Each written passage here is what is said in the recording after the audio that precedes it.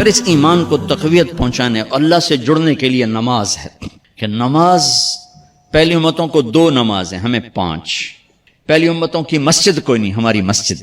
پہلی امتوں کی اذان کوئی نہیں، ہمیں اذان ملی. اور اذان اتنا بڑا عمل بنا دیا میرے نبی نے کہ آپ نے فرمایا کہ اذان دینے والا قیامت کے دن سب سے اونچے مقام پر کھڑا ہوگا. حضرت علی فرمایا کرتے تھے کاش میں اللہ کے نبی سے حسن حسین کے لیے مسجد نبوی کی اذان مانگ لیتا. یہ حضرت علی فرمایا کرتے تھے.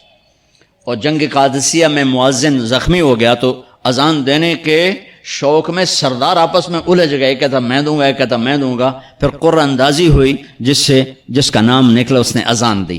حضرت عمر فرمایا کرتے تھے اگر میں امیر المومنین نہ ہوتا، اگر میں خلیفہ وقت نہ ہوتا تو میں مسجد نبوی کا مؤذن بننا پسند کرتا. کسی کو اذان نہیں ملی، ہمیں اذان. پہلا مؤذن بلال بنا. پہلے مؤذن اللہ نے بلال کو یہ عزت عطا فرمائی. دنیا میں یہ ہے اور آخرت میں یہ ہے کہ میرے نبی نے فرمایا کہ جب جنت میں جانے کا وقت آئے گا نا تو جنت کی میرے لیے سواری لائی جائے گی. میں اس سواری پہ بیٹھوں گا تو اس کی جو وہ رسی ہوگی نا وہ ایسے نیچے گر جائے گی، یہ نیچے گرے گی. اس رسی کے یعنی اس کی جو لگام ہوتی ہے نا وہ نیچے گرنے کا مطلب ہے یہ ایسے نیچے گر گئی. اب نیچے گرنے کا مطلب ہے کہ اس کی ڈرائیونگ میرے نبی نے نہیں کرنی. کوئی آنے والا ہے، کوئی ڈرائیور آنے والا ہے جو رسی پکڑ کے چلے گا، کوئی کوچبان آنے والا ہے جو اس کو پکڑ کے چلے گا. رسی کا گرنا ایک انڈیکیشن ہے کہ کوئی نصیب والا اب آئے گا. جب آپ کی سواری کھڑی ہوگی، رسی نیچے ہے تو اب سب کی گردنیں ایسے ہوں گی، کون سب قیاس کر رہے کون کون کون.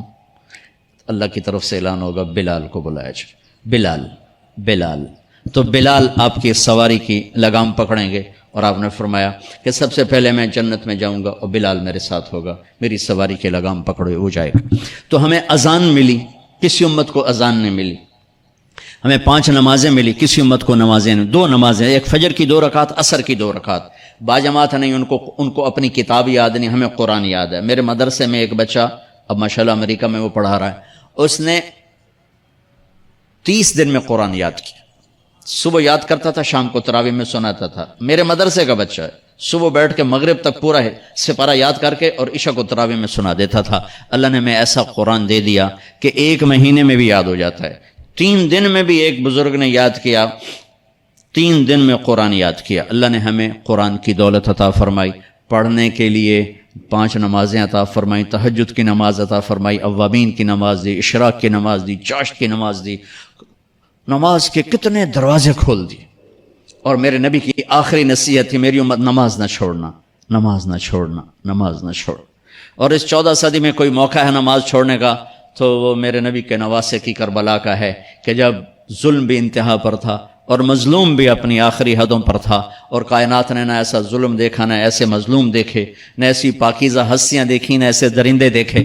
تو سورج ڈھلا، نماز کا وقت ہوا ہے تو آپ نے سبحان اللہ، آپ نے زہیر سے فرمایا کہ شمر سے کہو نماز پڑھنے دے. نماز پڑھنی ہے، امت کو پیغام دینا ہے کہ یہ کسی حال میں چھوڑنے کا کام نہیں ہے. تو انہوں نے آگے بڑھ کے شمر سے کہا نماز پڑھنے دو. انہوں نے کہا نہیں، نماز نہیں پڑھنے دیں گے، ہماری تلوار چلے گی. انہوں نے واپس آ کر کہا جی وہ کہہ رہے ہیں ہم جنگ نہیں روکیں گے، تلوار چلے گی. تو پھر یہ نہیں فرمایا اچھا چلو ٹھیک سل دے ہو، فرمایا اچھا آدھے نماز پڑھو آدھے جنگ کرو. آدھوں نے نماز پڑھی، آدھوں نے جنگ کی. پھر انہوں نے جنگ کی اور پہلوں نے نماز پڑھی اور عصر سے پہلے سب کے سر کٹ کے نیزوں پہ چڑھ گئے. یہ وہ ہستیاں ہیں جن کو میرے نبی نے کہا میری آنکھوں کی ٹھنڈک حسن حسین، میرے جگر کے ٹکڑے، میرے جنت کے پھول. پتہ نہیں کیا کیا تشبیہات دی ہیں میرے نبی نے. اب جنت کے نوجوانوں کے سردار حسن اور حسین. اور پھر نماز نہیں چھوڑی.